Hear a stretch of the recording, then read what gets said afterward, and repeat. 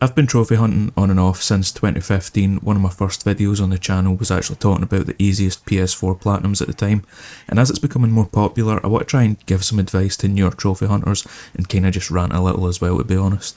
So what spurred this video was last week I finished up Battlefield 5, and it's the first of my 109 platinums that has that boosted asterisk beside it. I spent a good 4 hours one night focused solely on trying to get the Death from Above trophy, easily the hardest trophy in the game. It requires you to get 5 kills whilst in a plane on someone sitting on an anti-air gun.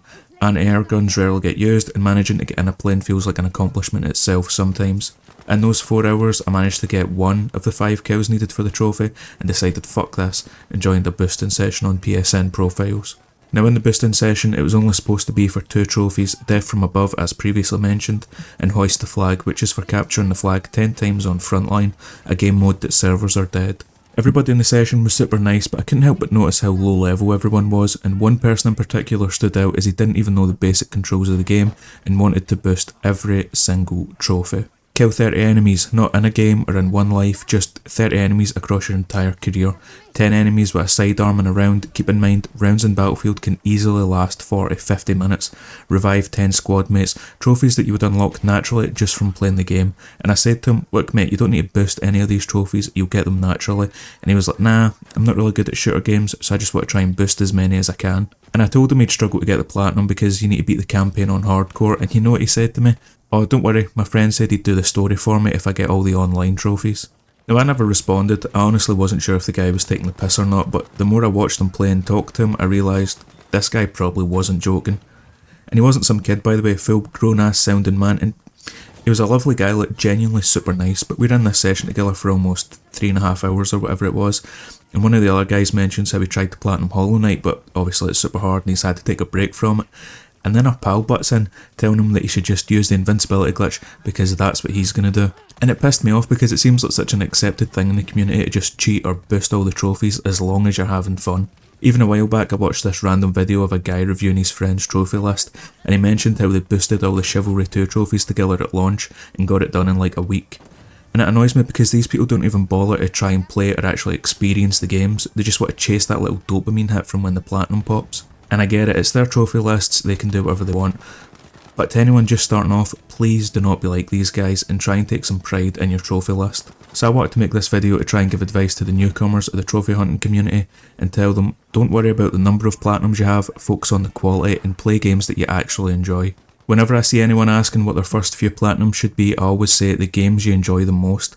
My first 10 platinums were games like Hitman Blood Money, Sleeping Dogs, Mafia 2, Battlefield 4, games that I genuinely love and could go into my top 10 of all time. Then after a while you might start to look at those more difficult games, could I platinum a Souls or a Devil May Cry game, and look at platinums that are a challenge or outside your comfort zone. Because if you just focus on the number of platinums or your position on the leaderboard, you'll find yourself playing games that you don't enjoy just to get the platinum, and I know it because I've been there. Let me pull something up. Okay, so this is the PSN profiles leaderboard, and as you can see, these guys have an insane number of platinums, 8,000 platinums, 7,000 platinums. These guys must be gaming gods. But let's actually take a look at their platinums. Alright, so straight away, look at this. Matchmaster, 41 seconds, 49 seconds. These games, North American, European, Australian, Asian version, look at this. Just multiple repeats of the same game. Let's actually, completion, show me your platinums, and alphabetical so it's easier to see. But look at that, I mean look at this. This is, to me, this is just embarrassing. You have the same game, what is this, 1, 2, 3, 4, 10 platinums from the one game. So what he's done is he's got the 5 different regions, European, Korean, Japanese, North American, and I missed one. No, did I? European, Korean, Hong Kong, Japan, North America. He's got the 5 different regions and then he's done them on PS4 and Vita. Now yes, you can say that you admire that this guy spent so many hours committed to getting as many platinums as possible, but does this seem fun to you? Out of these thousands, how many are actual like legit games that he sat down and enjoyed? And this is what you're up against if you just focus on the leaderboard, and why I tell people to just completely ignore it. Let's compare something for a second. Alright, give me a second here. Okay, now hopefully comparing these two will give you an idea why I don't find the previous account impressive at all in the slightest. So this is Nick AR's PSN profile, and whilst I don't really watch him, I've seen a couple of videos here and there, I do respect him, mainly for how he handled the Hollow Knight situation, but I'll touch on that later, but also because this guy focuses on more challenging platinums. So what we're doing here is we're comparing ultra rare platinums, which is less than 5%. As you can see, Nick only has 127 platinums, but ultra rare, don't know why I said that's so weird, he's got 20. Okay, so out of 127, he has 20 ultra rares. Let's go back and look at Icomenzi, however the fuck you pronounce it. He has 8,000 platinum trophies and only 13 are ultra rare. So that's, I'm kind of trying to put it into perspective for you guys, and I'm not saying that you need to have a bunch of hard rare platinum trophies like Nick. If you love Lego and Telltale games, play them and enjoy them, but don't force yourself through these dollar platinums just to pad your platinum count, because you'll regret it. And when people check your trophy list, as soon as they see a bunch of shovelware plats, they just assume the vast majority of your platinums are bullshit. Same with auto pops. Although the community seems mixed on it, to me it's the exact same as shovelware. There's people who will platinum the PS4 version of a game on their PS5 just so they can transfer the save file over and get a free platinum on the PS5 version. Now I don't know about you, but I never spent £500 on a PS5 just to play the PS4 version. It's a platinum with zero effort, and that's why I view it the exact same as shovelware. And really quickly, there's a difference between auto pops and people who platinum the same game twice. Games like Assassin's Creed, LA Noire, Batman Arkham games, they don't have the ability to transfer save file, so it's not always the case that if you see someone that's platinumed a game twice, they've auto-popped. Not all games have the ability to auto-pop, and some people enjoy a game enough to play through the platinum twice, and I have absolutely no problem with that. Anyway, back to Nick's profile. Completion percentage is another thing that I tell people not to worry about. 50% is actually pretty good. I see new people on Reddit every now and then talking about wanting to start 100% profile, and by all means, if you want to do that, go for it, but be aware that you'll probably start missing out on some amazing games. And yeah, you could have a separate account just for trophy hunting, but then it becomes like a job. You have to scout which games to play, and if you start a game and you don't like it, tough shit, because you're committed now. And then that game that you beat decides to release DLC, so now you have to buy it and force yourself through it. And let's be honest, are you really going to attempt a hard platinum and risk that 100%? To me personally, it doesn't sound enjoyable at all, but there's people out there that do that, and props to them. But if you're thinking about it, just be aware of what you're getting into, as it's probably a lot harder than what you think. We play games because they're fun, and sometimes because it lets us escape from reality for those few hours. Don't let trophy hunting start to ruin your experience with gaming. Don't let it take away the fun of playing games. Let's take a look at my profile, and I'll speak about my own experiences.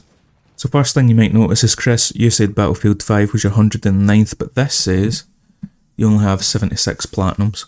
Well, I've been considering making this video for a few days, and during that time I realised the 109 wasn't an accurate representation because they weren't all legit or ones that I was proud of. So at first I get rid of all my shovelware and 2 auto pops, which took me down to about 95, I think it was.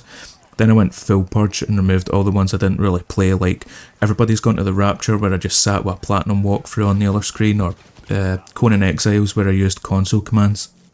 And the reason I platinumed them games wasn't because they interested me or I loved playing them, but because I was so obsessed with hitting 100 platinums, I didn't care how good the games were, just that I could platinum them.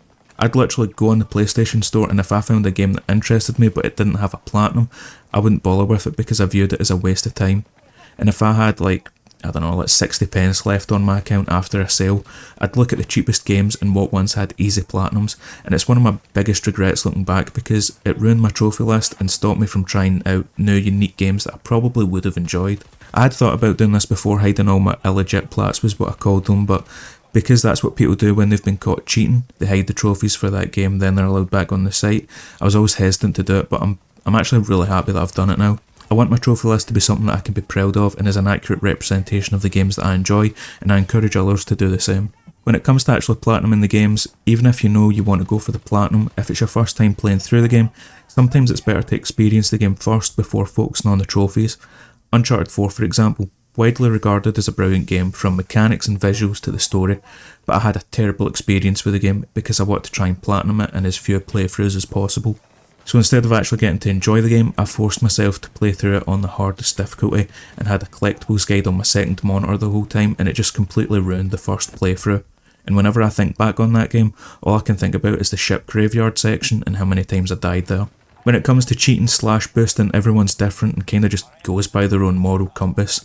I don't have a problem with boosting if it's a ridiculously hard or unfair trophy, or if servers are dead and it's impossible to do legit, but I do think you should try and view boosting as a last resort, not the first thing you go to. As for cheating, I'm against most glitches, especially when it comes to avoid playing on the hardest difficulty, which is why I respect Nicky R. For those that don't know, he used the invincibility glitch for Hollow Knight so he could get his video out on time, then made another video saying it was probably the wrong thing to do, but he knows that he can do it legit, and to his credit, that's what he done. He could have just moved on and hoped that people forgot, but he did the right thing and went back and proved that he actually had the ability to do the trophy legit. For me, backup saves are okay if it's to save time. Mafia 3 for example, you need to do multiple playthroughs, but it starts with a 2-hour long story section before you can get to the free roam. But using it to save scum in an Iron Man mode like XCOM or Arkham Origins is a big no-no for me. To try and wrap this video up, as I don't want it to be too long, if you're just starting out, platinum games because you enjoy them or you want to give yourself a challenge. Don't play shitty games just because they have an easy platinum, and don't give your money to people making shovelware games that are polluting the PlayStation Store. Quality over quantity, and do not let trophy hunting become your main focus, and remember to try and enjoy your hobby. And lastly, whilst I do hope I gave you some good advice and you follow it, at the end of the day, I'm just some guy on the internet spouting his opinion. You can do whatever you want. If you want to cheat hard platinums, pretend you did them legit, or flex a high platinum count that's padded with shovelware, it's your life, you can do what you want. But I would like to thank you for making it to the end of the video. If anyone's interested in it, I might do a video going through my trophy list and talking about all my platinums, including the hidden ones. But yeah, thanks for listening to me ramble, and hopefully I'll see you guys in the next one. Much love. Peace.